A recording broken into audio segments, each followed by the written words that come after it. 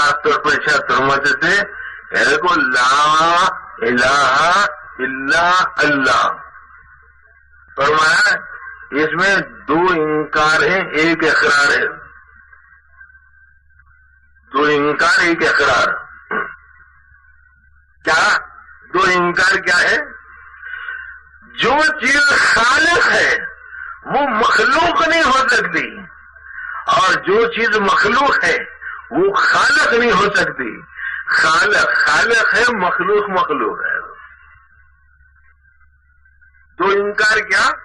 خالق مخلوق نہیں ہو سکتا، پیدا کرنے والا پیدا ہونے والا نہیں ہو سکتا، اور پیدا ہونے والا پیدا کرنے والا نہیں ہو سکتا. پیدا کرنے والا پیدا کرنے والا ہے اور پیدا ہونے والا ہے. تو خالق کو خالق کہنا، مخلوق کو مخلوق کہنا، دو انکار سے ایک اقرار لازم آتا ہے. مالک کو مالک کہو، مملوک مت بولو، اور مملوک کو مملوک کہو، مملوک کو مالک مت بولو. مملوک ساری کائنات، مالک اللہ کی ذات. للہ ملک السماوات والارض. حضرت سورہ طٰہٰ کی آیت پڑھا کرتے تھے لہو ما فی السماوات وما فی الارض وما بینہما وما تحت الثری. جو کچھ سب انہیں کا ہے. اور اگر کوئی یہ سمجھ رہا ہے کہ میرا بھی کچھ ہے تو وہ دھوکے میں ہے، بہت جلد وہ دھوکہ ٹوٹ جائے گا، ختم ہو جائے گا. والد صاحب حضرت ارشاد فرماتے تھے کہ ہم لوگ اگر کسی یہ سلسلے کی تعلیمات، قادری تعلیمات کے اندر ابتدائی مرحلے کے پہلے درجے کی انتہائی گہری اور انتہائی عمدہ اور انتہائی سادہ لیکن انتہائی نازک اور باریک بات بھی ہے. آدمی اس کو جتنا زیادہ سمجھنے کی اور اس کے تقاضے کو پورا کرنے کی کوشش کرے گا، انشاءاللہ اس کے لیے شریعت مطہرہ کے احکام پر عمل کرنا آسان ہو جائے گا. وہ کیا؟ مالک ذات اللہ کی، ہر چیز کے مالک اللہ ہے. ارشاد فرماتے درست بات کو سمجھانے کے لیے یہ جو آدمی استعمال کرتا ہے نا، ایک آدمی سینما کو جاتا ہے کہتا ہے میری آنکھ سے دیکھ رہا ہوں، ایک آدمی ہاتھ اٹھاتا کہتا ہے میرے ہاتھ سے میں جو چاہے کرتا ہوں، ایک آدمی اپنے پاؤں سے چلتا ہے، کسی برائی کے اڈوں پر جاتا ہے کہتا ہے صاحب میں آپ سے تھوڑی پیسے لے کے گیا تھا، میں اپنے پاؤں سے گیا، اپنے پیسے لے کر گیا، آپ کا میں نے کیا بگاڑا، جو چاہوں گا کروں گا.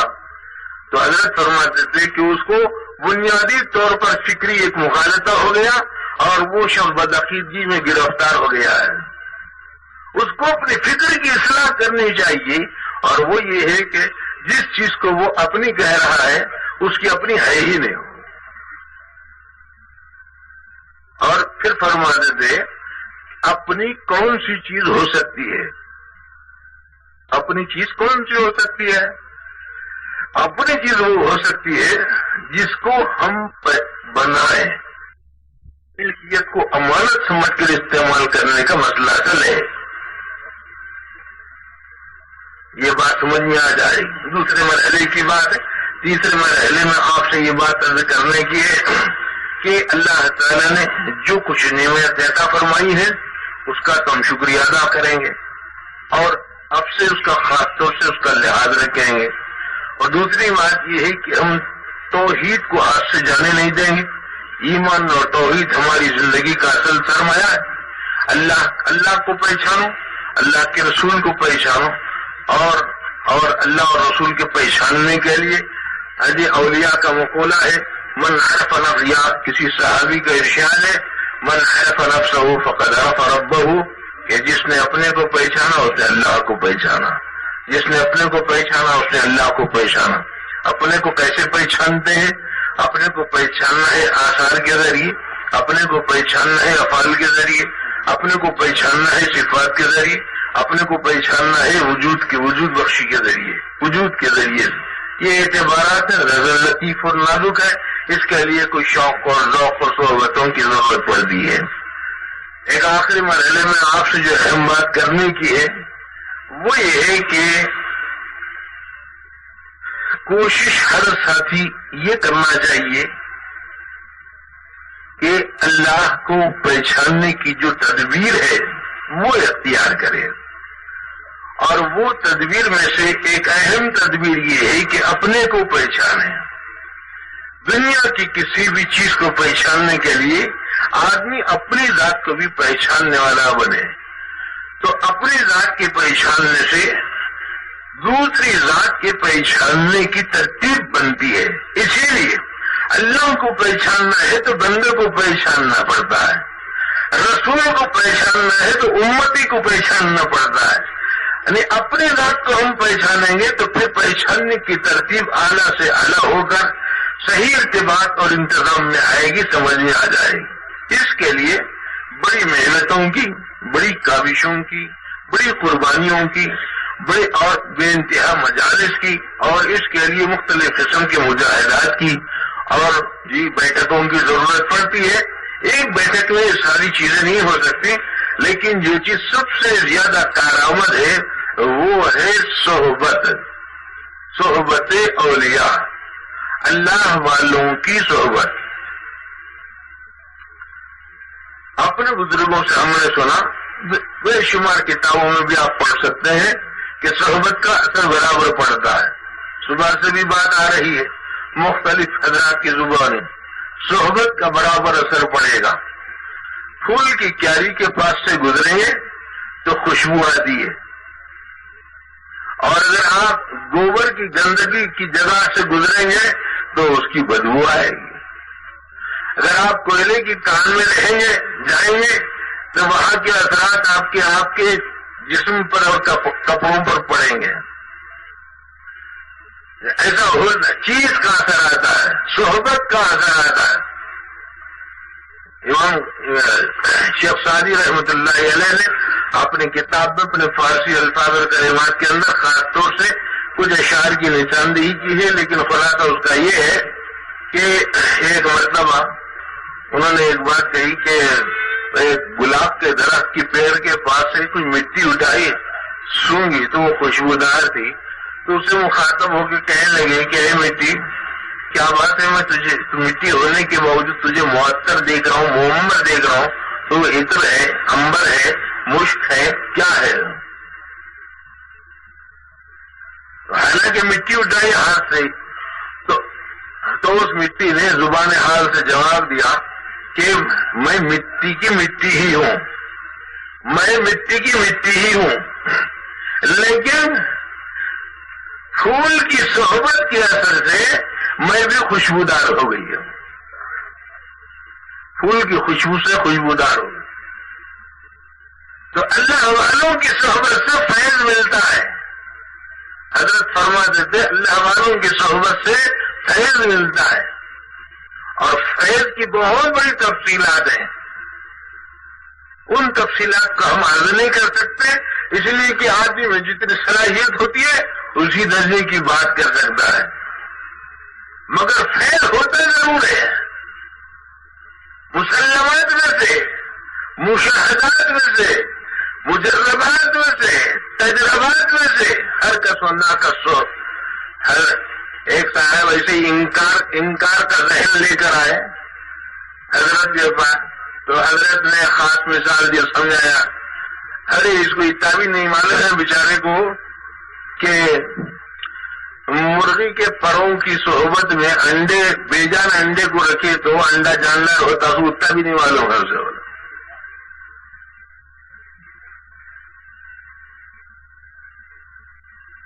ایک جاندار مرغی کی پروں کی صحبت میں بے جان انڈا رکھنے سے بے جان انڈے میں جان آتی ہے۔ 19، 20، 21 دن کے اثرات ہیں، 21 دن کی صحبت کا یہ اثر ہے۔ تو پھر بھائی، اور اگر کوئی قرآن والوں کی صحبت میں رہے، احسان والوں کی صحبت میں رہے، ایمان والوں کی صحبت میں رہے، عبادت والوں کی صحبت میں رہے، دعا والوں کی صحبت میں رہے، مجاہدات والوں کی صحبت میں رہے، ریاضتوں والوں کی صحبت میں رہے، محبت والوں کی صحبت میں رہے، عشق الہی والوں کی صحبت میں رہے، تو کیوں وہ کچھ اثر آئے گا نہیں آئے گا؟ مگر حضرت فرماتے تھے مرغی زندہ بھی رہنا نہیں، نہیں تو ایسے انڈے بھی گندے ہو جاتے رہتے۔ اب یہاں کی زندگی ہو وہاں کی زندگی ہو، مگر ہونا تو ہے زندگی، جاندار ہونا چاہیے۔ آج ہم لوگوں میں جو بے کیفی ہے یا ہمارے حالات میں جو بے کلی ہے، وہ در حقیقت ہمارے فکر اور عمل کی جان نہ ہونے کی وجہ سے ہے۔ حضرت حکیم الاسلام رحمۃ اللہ علیہ نے اپنی کتاب میں ایک مثال دی ہے، ضمن یاد آ گیا، بہت اچھی بات ہے۔ فرمائے لگے دیکھو، ایک باپ نے اپنے بیٹے سے کہا، ایک بیٹا، بہت بڑی مجلس تھی، ایک بیٹا آیا دوڑتا دوڑتا باپ سے کہہ رہا ہے کہ ابا ابا میں آج سانپ کو مارا ہوں۔ تو باپ بہت خوش ہو گیا، کہنا بیٹا سانپ کو مارے؟ جی ہو۔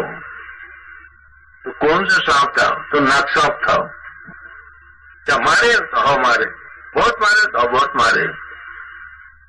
شاباش شاباش۔ تو دوسرے صاحب بھی شاباشی دیے، تیسرے صاحب شاباشی دیے، چوتھے صاحب شاباشی دیے۔ پانچویں صاحب پوچھے کہ بھئی کتنے مار مارے؟ اس نے کہا کہ بس 150 تو مار دیا ہوگا، 50 مار تو مارا ہوگا۔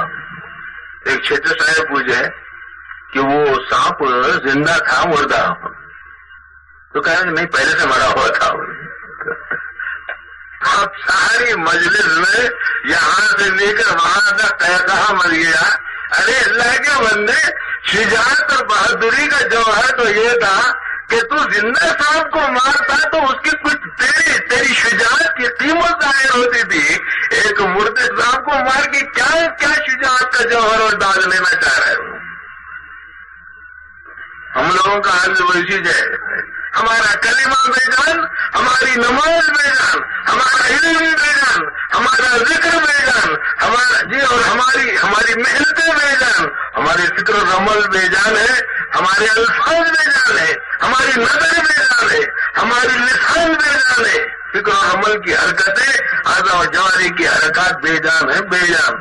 اور بے جان جب چیز ہوتی ہے تو قیمت نہیں لگتی، لیکن جان ذرے بھی آتی ہے تو پھر قیمت لگتی ہے۔ ایک صاحب بیمار پڑ گئے اور اتنا بیمار پڑے کہ مرنے کے قریب ہو گئے، 25 ڈاکٹروں کو بتا دیے، ہر ڈاکٹر کہنے لگا بس 6 گھنٹے کے مہمان ہیں۔ ایک ڈاکٹر بولا 6 دن میں زیادہ سے زیادہ 6 دن، ایک نے کہا زیادہ سے زیادہ 6 ہفتے، ایک نے کہا زیادہ سے زیادہ بس 1 2 3 دن، اس طرح کا۔ یہاں تک کہ بہت ماہر ڈاکٹر نے کہہ دیا کہ بس 6-8 گھنٹے کا مہمان ہوگا۔ تو ایک صاحب سوچے کیسا بھی مرنے ہی والا ہے، بہت سارے لوگ بیٹھے ہوئے تھے، کیسا بھی مرنے والا ہے جی، ان کا تو سوال نہیں، ایک سے 25 ڈاکٹر کہہ رہے ہیں اس کے لیے دوا بھی بیکار ہے، پانی بھی بیکار ہے، کھلانا بیکار ہے، پلانا بیکار ہے، سلانا بیکار ہے، آرام بیکار ہے۔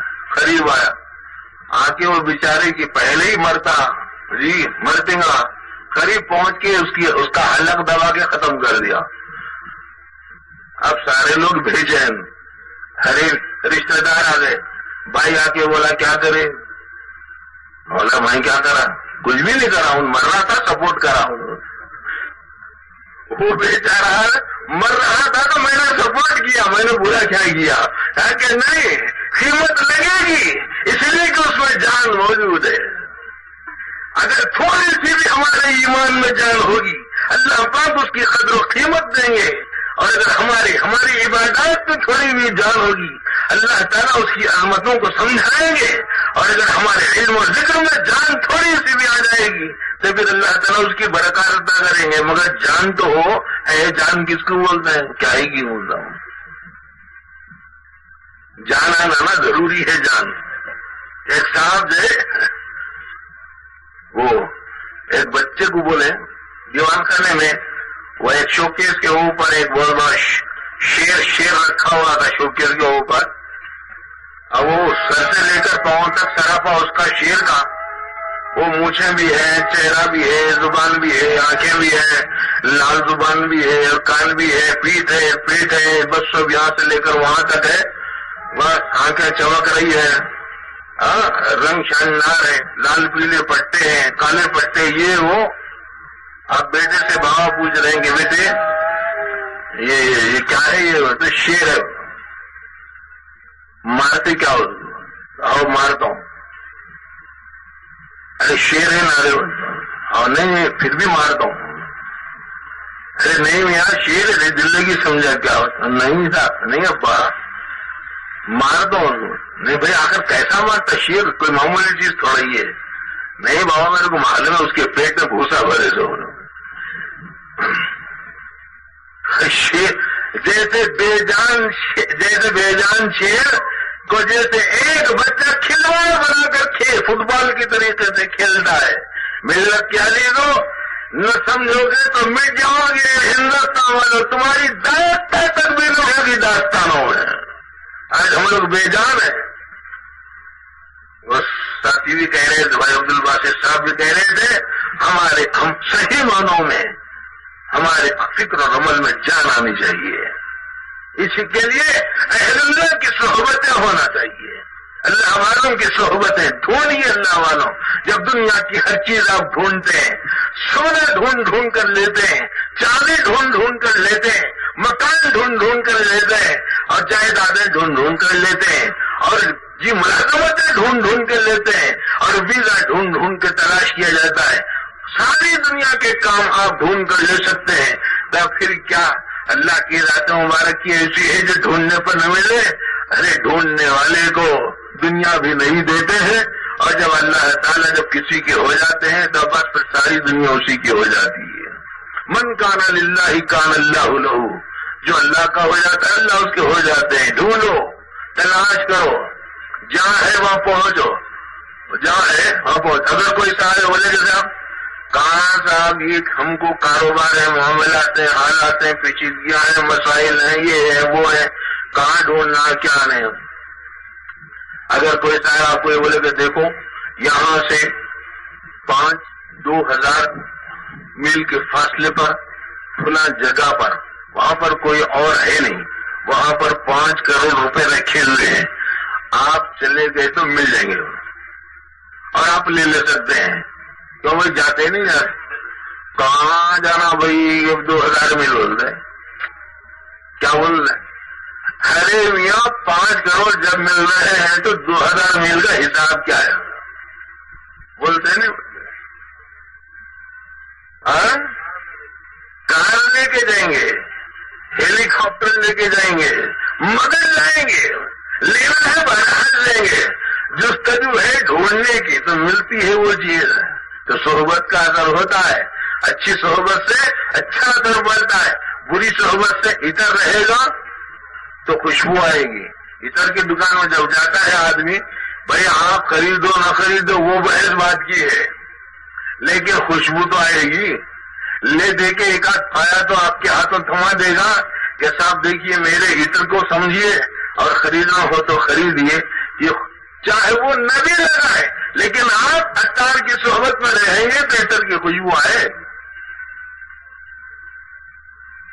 شیخ سعدی امام غزالی رحمۃ اللہ علیہ نے یا شیخ سعدی رحمۃ اللہ علیہ نے اپنی کتابوں میں لکھا ہے, خیر بات لکھی ہے, صحبت کا اثر بول کی کیسا ہوتا ہے. بولے تو پیاز کی مثال دی, پیاز کی, اور فرمایا کہ دیکھو پیاز اپنی ذات میں بس کوئی کھایا کوئی نہ کھایا, کوئی اتنا زیادہ اس کی طرف توجہ نہیں ہوتی, دسترخوان پر رکھ دی جاتی. لیکن یہ دیکھو کہ جو پیاز کاٹی گئی ہے, اس کے ٹکڑے بنائے گئے ہیں, کاچو بنائی گئی ہے, رکھی گئی ہے جی, اگر اس کو گھی کی صحبت دے دی جائے, چولہے کے اوپر گھی کی صحبت میں کچھ دیر تل لے, تو پھر اب وہ پسندیدہ ہوتی ہے ناپسند ہوتی ہے؟ پسندیدہ ہوتی ہے. یہ جو پسندیدگی آئی یہ گھی کی صحبت کا اثر ہے. اب بھائی دنیا بھر کی چیزوں میں صحبت کا اثر ہے. بھائی وہ کتنا کمزور اور کم نصیب آدمی ہے جو یہ کہتا ہے کہ اللہ والے کی نظر میں کوئی اثر نہیں ہوتا. ایک مرتبہ کی بات ہے, والد صاحب رحمۃ اللہ علیہ کے پاس ایک آدمی آیا, آگے کہنے لگا کہ صاحب یہ دعا کرتے ہیں, دم کرتے ہیں تو اثر کیسا ہوتا ہے؟ یہ کہ انجیکشن ہے کیا اثر ہونے کے واسطے؟ وہی ڈاکٹر گولی لکھا, کھائے, اثر ہوا. جی ڈاکٹر نے انجیکشن لکھا، لیے اثر ہوا، اور فلاں صاحب نے دوا لکھی، استعمال کی، اثر ہوا، ٹھیک ہے چلیے. لیکن یہ کیا ہے صاحب، آدمی کچھ پڑھتا ہے اور دم کرتا ہے اور اثر ہو، ایسا کیسا ہوتا ہم کو سمجھ میں نہیں آیا تھا. والد صاحب رحمۃ اللہ علیہ نے کہا کہ اگر کوئی گالی دیے تو آپ کو اثر ہوتا نہیں ہوتا ہو. وہ ابھی حضرت بول رہے دفتیاں جانا شروع کرا، حضرت کیا بات کر رہے ہیں آپ، غصہ آنکھیں لال پیلی، کمر کس لیتا ہے، استن چڑھاتا جی، اور تیاری کرتا ہے وہ مارنے توڑنے کی. اور اگر بہت سی گالیاں شروع کر دیا، دیکھ اگر تیری شامت پکاریں گے زندہ رہنا ہے تو سامنے رہو، نہیں تو چلے آئے آدھے. اتنا بگڑ جاتا ہے، اتنا متاثر ہوتا ہے آدمی کسی کی گالی سے کہ بس سر سے لے کر پاؤں تک انقلاب آتا ہے. حضرت نے پھر فرمایا کہ جب تو گالی میں اثر تسلیم کر رہا ہے تو اللہ کے مبارک کلام کی آیت میں اثر تسلیم کیوں نہیں کرتا ہو؟ برابر اثر ہے. یہ الگ بات ہے کہ اس کا استعمال کب ہونا چاہیے، کیسا ہونا چاہیے، کیوں ہونا چاہیے، کس قدر ہونا چاہیے، اس کی حقیقت کیا ہے، اور اس آیت کا صحیح استعمال کرنے کا طریقہ کیا ہے. اللہ کو مبارک وہ مبارک کتاب جو زندگی، ضابط زندگی ہے، قاعدہ زندگی ہے اور قواعد زندگی ہے، اصول زندگی اس کے اندر بتائے گئے ہیں. اصل میں کس انداز اور نحو پر پڑھنا چاہیے، لیکن اثر برابر ہوتا ہے. اللہ کے مبارک کلام میں ڈھنگ سے پڑھنا چاہیے، اصول کے تحت پڑھنا چاہیے. تو میرے دوست صحبت کا برابر اثر ہوتا ہے. اللہ والوں کی صحبت میں رہیے. یہ قرآن پڑھنے پڑھانے والوں کی، ایمان کا ذکر کرنے کرانے والوں، ذکر الہی کے حلقوں میں بیٹھی اور اللہ تعالیٰ سے مانگتے رہیے. اللہ تعالیٰ سرفراز فرمائیں گے. اور اس وقت پوری دنیا بے چین ہے اور صرف ایک چیز چاہتی ہے. لوگوں کے پاس پیسہ ہے، لوگوں کے پاس کپڑا ہے، لوگوں کے پاس مال ہے، لوگوں کے پاس سونا چاندی ہے، لوگوں کے پاس جائیدادیں ہیں، لوگوں کے پاس بیوی بچے ہیں اور سب کچھ ہے، مگر دل کا سکون نہیں ہے. وہ چاہے لکھ پتی رہو، کروڑ پتی رہو. وجہ اس کی یہ ہے کہ جس چیز میں اللہ پاک نے سکون رکھا ہے وہ چیز ہم لوگوں نے اختیار ہی نہیں کی. اللہ ذکر اللہ، اللہ ذکر اللہ تطمئن القلوب. اہل ایمان مطمئن ہوتے اللہ کے ذکر سے آگاہ ہو جاؤ. اللہ تعالیٰ کے ذکر سے دل مطمئن ہوتے ہیں. یہ ہماری بات کا آخری حصہ ہے، اس کے بعد دعا ہوگی. یہ 5 منٹ کے بعد دعا ہو جائے گی. اللہ تعالیٰ اہل ایمان کے قلوب کو مطمئن کرتے ہیں ذکر کی وجہ سے. ذکر الہی سے دل مطمئن ہوتا ہے. حضرت ملا علی قاری رحمۃ اللہ علیہ نے ایک بات ارشاد فرمائی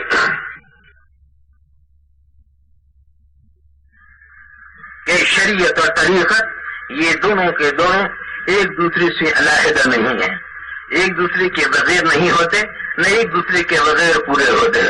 عربی عبارت ارادتاً چھوڑ رہا ہوں. ایسے ہی ابو طالب مکی رحمۃ اللہ علیہ نے بھی اسی طرح کی بات ارشاد فرمائی ہے. اور پھر فرمایا کہ ظاہر اور باطن دونوں کو لے کر چلنا ہے، اور ظاہر کا بھی اثر پڑتا ہے اور ظاہری اعمال کا اثر باطن پر پڑتا ہے.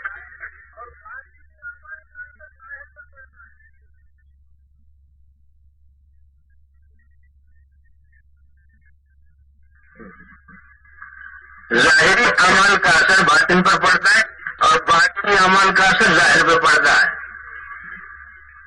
مثال کے طور پر اگر آپ صاف ستھرے کپڑے پہن کے چل رہے ہیں، راستے میں کیچڑ اچھل گیا اور 1-2 کیچڑ کے دھبے اگر آپ کے سفید کرتے پر پڑ گئے، آپ کا دل مقدر ہوتا ہے. مشکات شریف کی حدیثوں سے بھی علماء کرام نے اس بات کو ثابت کیا ہے اور خاص طور سے ایک بات فرمائی ہے، اور وہ بات یہ ہے کہ دیکھو نبی کریم صلی اللہ علیہ وسلم نے ارشاد فرمایا استو ولا تختلفوا فتختلف قلوبکم. دیکھو تم اپنی صفوں کو سیدھا کرو، تو اگر تم اپنی نماز کی ان صفوں کو ٹیڑھا کرو گے تو تمہارے دل بھی اتنے ٹیڑھے ہو جائیں گے. ان جملوں کے ذریعے سے محققین نے اس بات کا اثبات کیا ہے اور فرمایا ہے کہ ظاہر میں ایک سب بندی ظاہری عمل ہے، مگر دلوں کا اختلاف ایک باطنی اثر ہے، ایک ظاہری عمل پر باطنی اثر پڑتا ہے۔ ایسے ہی آپ نے ایک اور حدیث کے ذریعے سے اشارہ دیا، مشکات شریف میں موجود ہے، کانت نقطۃ سوداء فی القلب، کہ جب آدمی کوئی گناہ کرتا ہے تو اس کے دل پہ اثر پڑتا ہے، اس دبا لگتا ہے۔ گناہ کرتا ہے ظاہر بدن سے، اعضاء اور جوارح کے ذریعے، لیکن ہو جاتا ہے گناہ، یا آدمی کر جاتا ہے ارادے پن سے، لیکن اس کا اثر یہ ہوتا ہے کہ دل پر جی وہ دبا لگ جاتا ہے، کالا سیاہ دبا لگتا ہے۔ اگر وہ سیاہی اور کالا پن چھا گیا پورے دل پر تو پھر ختم اور مہر لگ جاتی ہے، اس شخص کو ہدایت نہیں ملتی۔ تو ظاہر میں عمل کوئی آدمی برا کرتا ہے تو دل میں برا اثر پیدا ہوتا ہے، ظاہر میں کوئی آدمی نیک عمل کرتا ہے تو باطن میں اچھے اثرات پڑتے ہیں۔ اسی طریقے سے آدمی کو چاہیے کہ ظاہری اعمال بھی لے کر چلتے رہے، ظاہر شریعت پر بھی عمل کرتے رہے اور باطن شریعت پر بھی عمل کرتے رہے، ظاہر اور باطن دونوں کو لے کے چلو۔ ایک سادہ مثال سے بھی بات سمجھ سکتے ہیں، ہر چھوٹے بڑے کی بات سمجھ میں آ سکتی ہے۔ بعض مرتبہ آدمی کے ذہن میں رکھتا ہے صاحب تقویٰ تو دل کے اندر رہنے کی بات، ظاہر کیسا رہے تو کیا ہوا، ایسا رہے تو کیا ہوا اور ویسا رہے تو کیا ہوا، آدمی کے ذہن میں رہتا ہے۔ لیکن اللہ والوں نے مثال لی اور بتا دیکھو، اگر آپ کسی دوست کو جو مہمان بن کر آیا ہے یا دوست آیا، آپ میزبانی کر رہے ہیں، اس کے لیے آپ نے دودھ پیش کیا، لیکن دودھ کی جب آپ نے پیشکشی کی تو جس ظرف اور برتن میں دیا وہ جو ہے اگالان تھا، آپ نے دودھ دیا اگالان میں، لے گا کوئی تیسرا ساتھی قبول کرے گا، کوئی چوتھا ساتھی قبول کرے گا، کہے گا کہ صاحب آپ کو اتنی بھی عقل نہیں کہ دودھ کس میں دینا چاہیے۔ اور اگر وہ پلٹ کے میزبان یوں کہے کہ نہیں صاحب آپ یہ بولیے کہ ٹھیک ہے میں کس میں بھی رکھنا ہوں، ظاہر کیسا بھی رہنے دو، یہ بولو اندر دودھ ہے گوبر ہے، نہیں دودھ ہے، یہ خالص ہے یا جی پانی ملا ہوا ہے، نہیں خالص ہے، یہ شاندار ہے، جی ہاں شاندار ہے، سب صحیح ہے، لیکن یہ بتا تو جس برتن میں دے رہا ہے، جس ظاہر میں دے رہا ہے، وہ ظاہر قابل قبول نہیں ہے، اسی لیے ظاہر کی بھی اہمیت ہے۔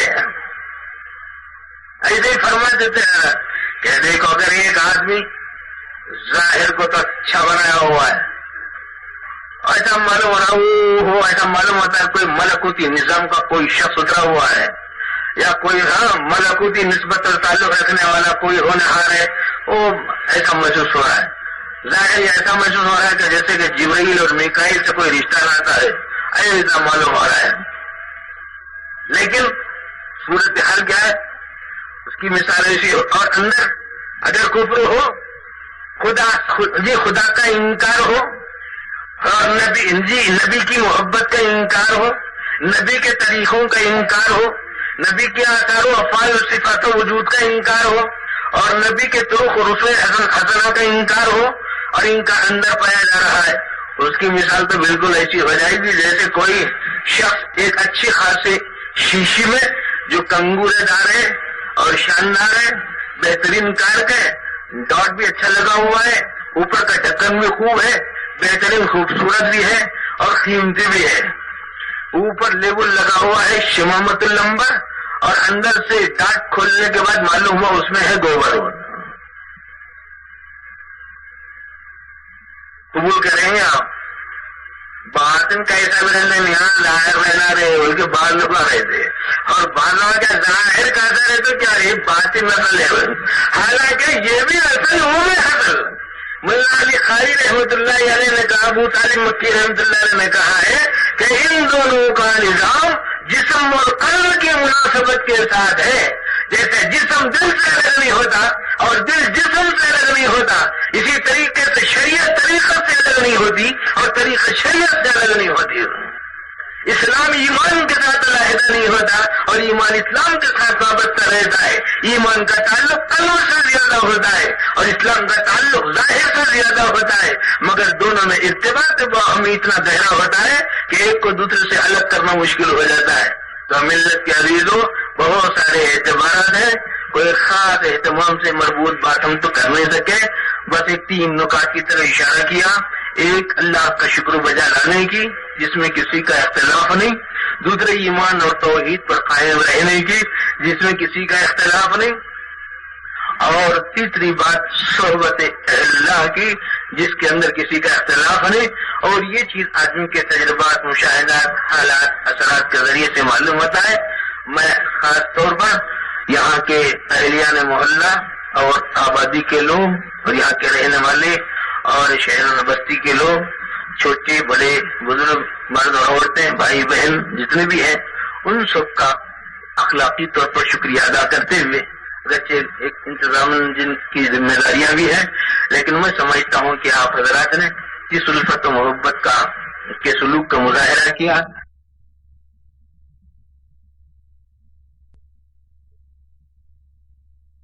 ایک انتظام جن کی ذمہ داریاں بھی ہیں، لیکن میں سمجھتا ہوں کہ آپ حضرات نے جس الفت و محبت کے سلوک کا مظاہرہ کیا، جس انداز پر آپ نے اس کو انگیز کرتے رہے اور صبح سے اب تک کی بات سنتے رہے، باتیں ادھوری رہی، پوری نہیں ہو سکی، نہ لا الہ الا اللہ کی جس کی پوری بات سامنے آئی، نہ محمد الرسول اللہ کی زیادہ تفصیلات پیش کی جا سکی۔ اس کے لیے گزارش صرف اتنی سی ہے کہ کبھی اس طرح کے مواقع بار بار آتے رہے اور بار بار سنتے رہے تو شاید کچھ زیادہ استفادے کی شکل نکل آئے۔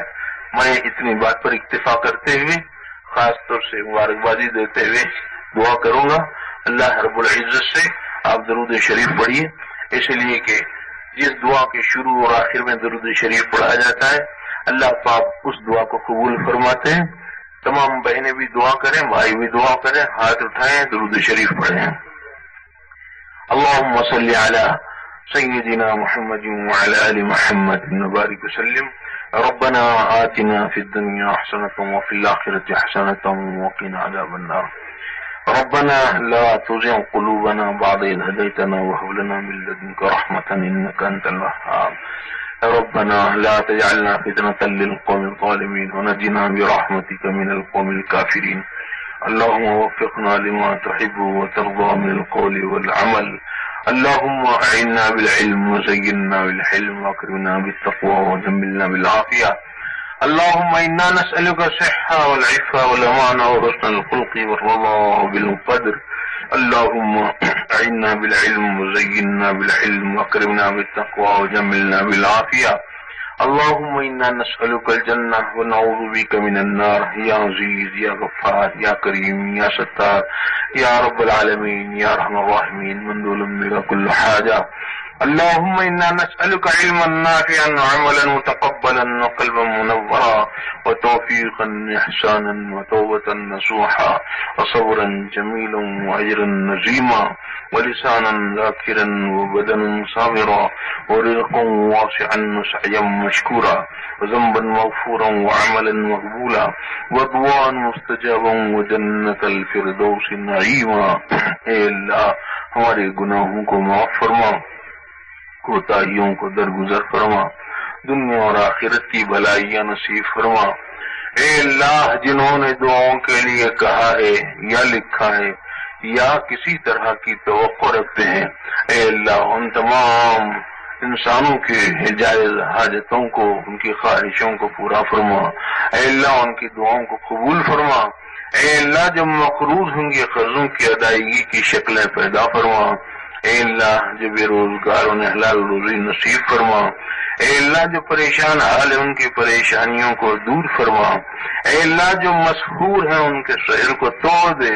اے اللہ جو آصف زدہ ہیں ان کے آصف کو ختم فرما دے۔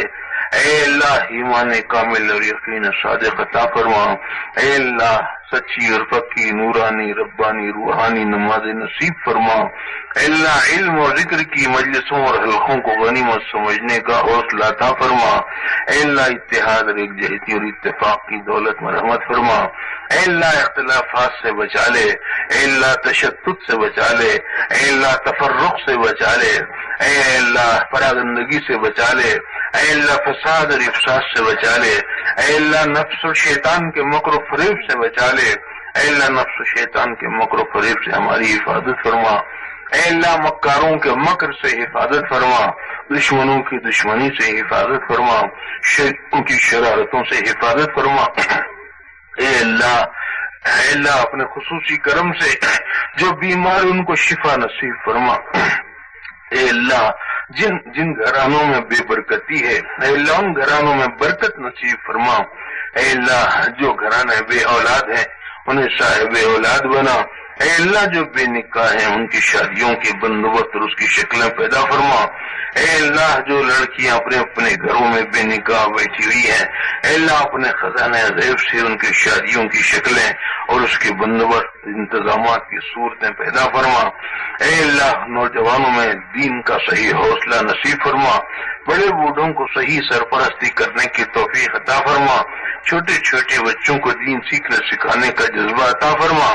اے اللہ ہم کو دعا مانگنا نہیں آتا، اے اللہ ہر وہ بھلائی عطا فرما جس بھلائی کو مانگا محمد عربی صلی اللہ علیہ وسلم نے۔ اے اللہ ہر اس برائی سے حفاظت فرما جس برائی سے حفاظت مانگی حضرت محمد صلی اللہ